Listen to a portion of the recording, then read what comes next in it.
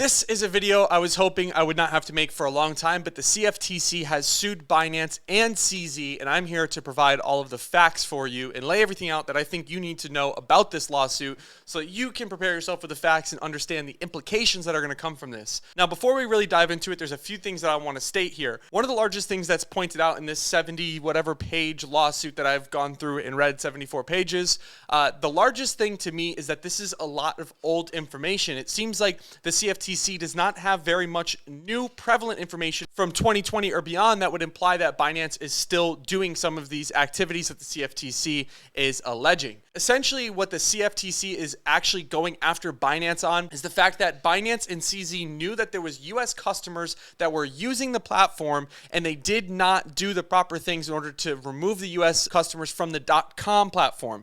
Now, a lot of this that is alleged in this lawsuit is actually prior to Binance.us coming out. So what the CFTC is saying is that Binance.com is an entity and Binance Holdings Limited knew that there was US customers on the Binance.com platform and did not do enough to stop it. In fact, the exact opposite happened. They allege that Binance helped these customers skirt around the regulatory framework in order to keep their accounts on Binance.com. They show in here how Binance did that through the customer support channels and more importantly through the educational channels by teaching their customers how to use VPNs. And I think we all know why they would teach people how to use VPNs. But again, this is all very old. So let me scroll down here to the first thing that I think is prevalent. First things first, it is not just CZ that is being sued. It's also Binance Holdings Limited, Binance Holdings IE Limited, Binance Services Holdings Limited, Samuel Lim, who's a very, very important key player in all of this because he was the CCO or Chief Compliance Officer at Binance from April 2018 to January 2022. But he does not work at Binance anymore, and I think it's going to be pretty obvious as to why not. But if we skip to the first thing that I thought was relevant, number 54, it says here that Zhao, aka CZ, has communicated over Signal with the auto-delete functionality enabled with numerous Binance officers, employees, and agents for widely varying purposes. It seems that this is what the CFTC is alleging is the norm for internal Binance communications. For example, talking about where all of the customer databases and data is stored is in a Signal chat that auto-deletes, including the US customers, all the way down to the finance, HR, marketing, HR, and CEO office. It says here, based on the information that the CFTC was able to obtain, they do not believe Binance has a corporate communications policy and continues to use Signal to this day for business communications. Now, they go through all the relevant financial products that Binance offers that could be seen as potentially taboo, like futures and leverage trading and perpetuals. And the big one is that if US customers are using Binance.com, that means people that are also under sanctions are also using Binance.com. And it's technically against the law for people, let's say in a country like Russia, to be using the same platform as people from a country like the United States. They do not want this commingling of Bitcoin or any funds to happen on any individual platform. And this is why the CFTC in the United States has come hammering down so hard on these regulations in order to make sure that US users are not using these other platforms. We saw KuCoin also get sued in a very similar fashion. And it's pretty obvious that Binance knew exactly why these type of trading products would be considered taboo. As you can see here in number 67, it says, we've done some research on this right now. Most of the gamification trading are based on some complex derivative financial instruments, such as binary options, blah, blah, blah. Usually this kind of products looks like gambling, which may bring us some compliance and reputation risk. So we need to make sure the product does not look like a gamble game. Users might be easier to get addicted to these products, so we need to enhance responsible trading, or you could say playing as well. So it's pretty obvious from the very beginning, Binance was aware of what type of product this was and that they're concerned about making sure not only that they're skirting properly with the regulations, but they're also protecting their users by saying, let's not promote it like a gambling game. Let's not make it look like a gambling game. But at the end of the day, futures trading and leverage trading is a gambling game. So another part of the lawsuit, they are alleging that Binance was essentially wash trading volume, but this is from very long ago. I've seen a lot of headlines about the fact CZ himself had 300 accounts that were wash trading on the platform. This was in the very, very beginning of Binance's life, where they're alleging that CZ had all these accounts and was creating artificial volume.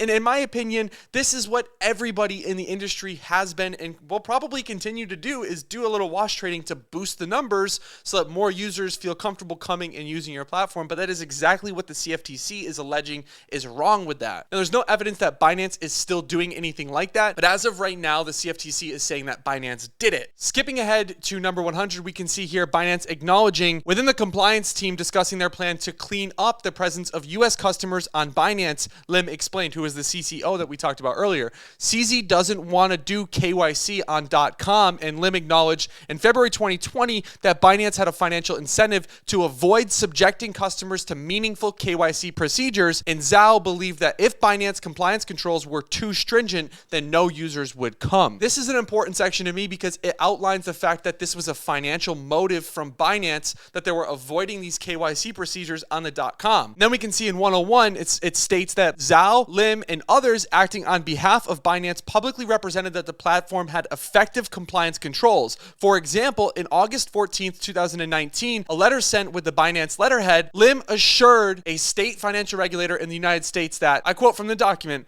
"Our compliance program provides for AML, CFT, anti-money laundering controls to ensure the safe and legitimate use of our platforms. Binance screens all of its customers prior to establishment of business relationships or undertaking a transaction against OFAC, EU, UK, and Hong Kong sanctions.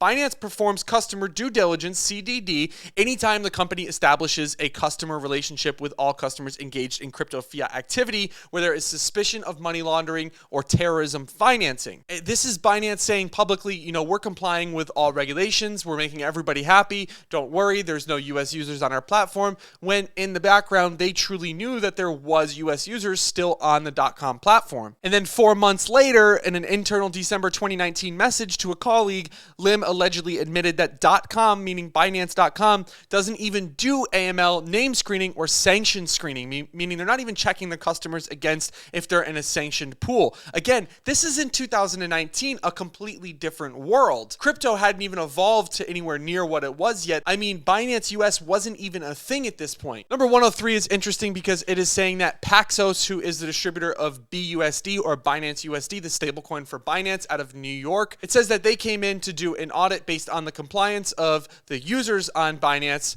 and that Lim from Binance, the CCO, allegedly said just do a half-assed individual sub-audit on the geofencing to buy us more time. And I don't know about the quotes here. It says it's in quotation, so I would imagine it's coming from a message allegedly, but that is what it says right here. And if it's true, that is pretty damning. It also says that as part of the audit, the Binance employee who held the title of money laundering report officer lamented that she needed to write a fake annual MLRO report to Binance's board of directors, WTF. Lim, who was aware that Binance did not have a board of directors, nevertheless assured her, yeah, it's fine, I can get management to sign. Around the same time as the referenced half-assed compliance audit in November of 2020, the MLRO exclaimed to Lim in a chat, "I has no confidence in our geofencing," in all capitals. Now, again, timeline-wise, I think that they're selecting things and putting them in the lawsuit so that they seem like they're going in order. For example, in 103, we're talking about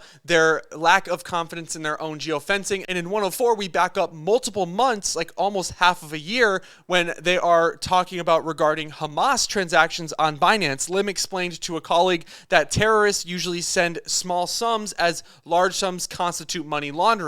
Lim's colleagues replied, "You can barely buy an AK-47 with $600. And with regard to certain Binance customers, including customers from Russia, Lim acknowledged in February 2020 that, like, come on, they are here for crime. We see the bad, but we close two eyes." Again, a lot of the bad stuff that is coming out is coming from an employee that no longer and has not worked for Binance in just about a year, which is Lim, the former CCO of Binance. Here we can see that the CFTC is referencing a specific iteration of a customer who had over $5 million worth of USD and his transactions that were indirectly sourced from questionable services. And Lim said that he should be offboarded if that was the case, and he should be brought on under a new account. Again, skirting these AML laws. And then he said internally, can't let him know to be careful with the flow of his funds, especially from darknet like Hydra. He can come back with a new account, but this current one has to go. It's tainted.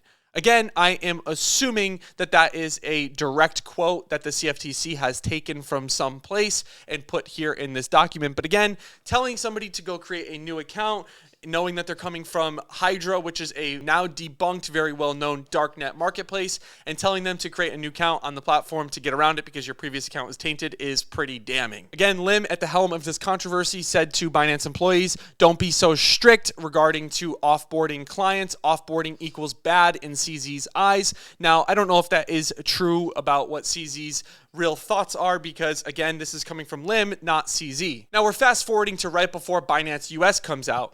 And this is CZ talking internally about launching Binance US to kind of get the regulators off of their back about US customers on Binance.com. But they publicly, through the PR, do not want to spread the message that US users are not welcome on Binance. Sort of. The messaging, I think, would develop as we go along is rather than saying we're blocking the US, is that we're preparing to launch Binance US. So we would never admit it publicly or privately anywhere that we serve US customers in the first place because we don't. So it just happens we have a website and people sign up and we have no control over access by US customers, but we will never admit that we openly serve US clients. That's why the PR messaging piece is very, very critical. Again, saying we don't serve US clients, but we know that we really do serve US clients, but we can't really stop it because we have a website and anyone can come to the website, but we're not openly serving US clients, even though we're secretly serving US clients. And this is where they get in a little bit of trouble because it's illegal to get around this. And now in 2019, CZ stated that 20 to 30% of the traffic was coming from the United States, and we'll get into that later when Binance packages their report in a very, very fancy way from the internal versus the public, eliminating the US customers from their report, but that's a little bit later in the lawsuit. Now, what's the plan here for Binance? The plan to me is that the CFTC gives them a fine and they're just going to pay that fine. But why do I think that that's the plan? Well, if we fast forward to 112, where again, Lim here says something in October 2020, he chatted to a colleague, US users equals CFTC equals civil case can pay fine and settle. No KYC equals BSA Act, sick equals criminal case, have to go to jail. So this is Lim saying internally, listen, we have US customers on the platform, but this will only result in the CFTC suing us where we can agree to make sure that we tighten things up and pay this fine and settle with the CFTC. But if we're not KYCing customers, and we're ignoring sanctions, this is where people will go to jail. And I think that exactly what the CFTC lawsuit here is alleging is not that they were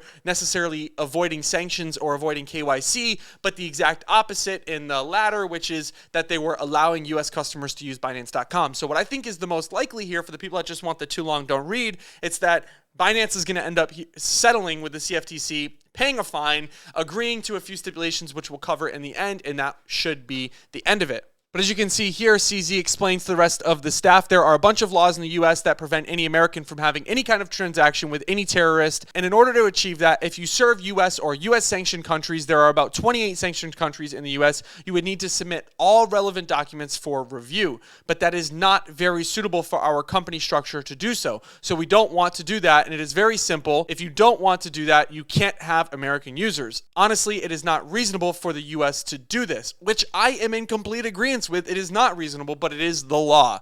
U.S. regulators can't make a special case for us. We are already doing a lot of things that are obviously not in line with the United States. So this is regarding Binance.com. Binance.com understands that they need to get their U.S. customers off this platform and onto a new platform. Again, let's look at the timeline. 2019, there's very, very little, if any, regulatory framework. The SEC had just come out for the first time and said influencers shouldn't promote crypto tokens because we consider them securities. There was almost zero regulatory framework at this point.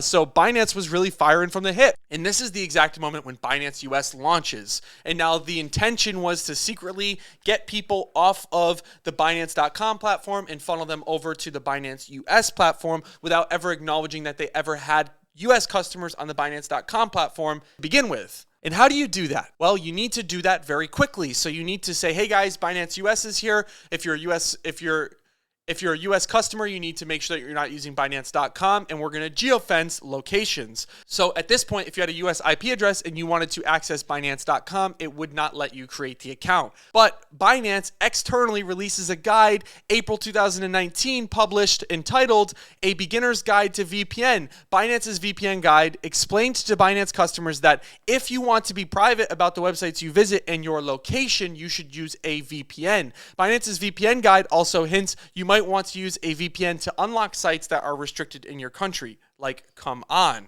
You can see here in March 2019, Lim explained to his colleagues, CZ wants people to have a way to know how to use a VPN, a Binance functionality. It's a business decision. And then later on, down here, you can see Lim also said, we are actually pretty explicit about encouraged VPN use already. We even have a fucking guide, hence CZ is okay with blocking even USA. Then you can see down here an employee, hi Samuel, we are helping an intermediary to integrate with US to introduce new users and trade liquidity, but find most of our users are from US. Now Binance.com blocks US IPs from registration. May I ask whether it's still a hard requirement nowadays? Lim, yes, it still is, because if US users get on .com, we become subjected to the following US regulators, FinCEN, OFAC, and SEC. Best way we can try to ask our users to use a VPN or ask them to provide, if they are an entity, non-US documents. On the surface, we cannot be seen to have US users, but in reality, we should still get them through other creative means. Now,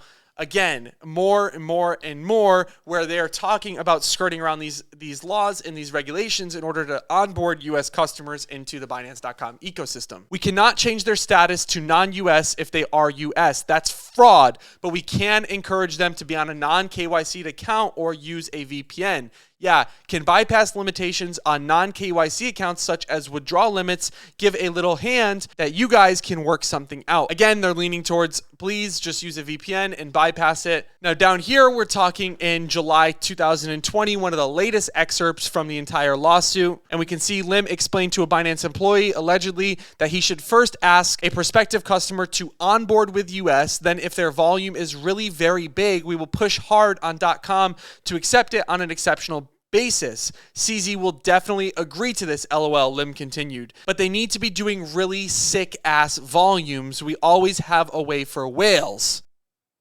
Bruh.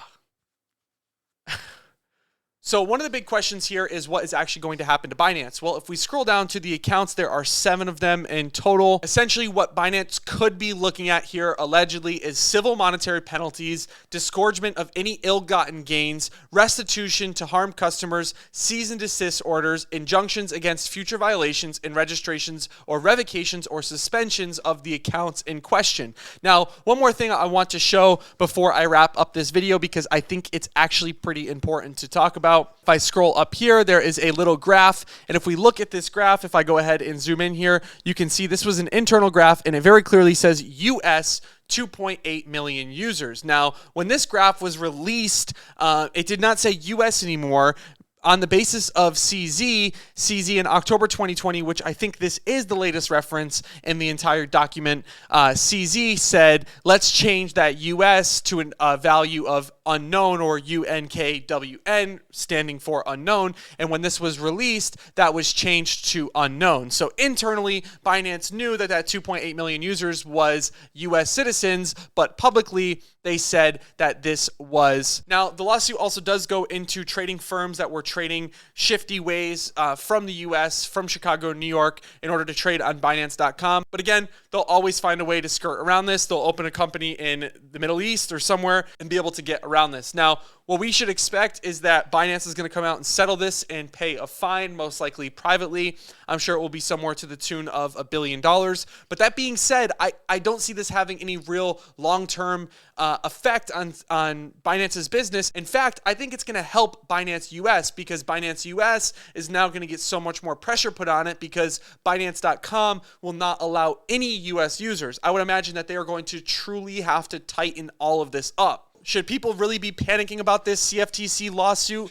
No, I don't think so. I don't think anyone's going to get arrested here, because to me, it doesn't look like anything was done necessarily illegal. It just looks like it was done away from the regulations, which is fine-worthy, not arrest-worthy. Do I think you should withdraw all your money from Binance? Listen, this is not a financial advice channel, but in my opinion, you must be silly if you still are leaving money on a centralized exchange in the first place. Ladies and gentlemen, if you liked the video, please comment, like, and subscribe. I have 1 minute of recording time left on my camera, so I'm going to close the video out. Thanks for watching this video. I'll see you in the next one. Peace.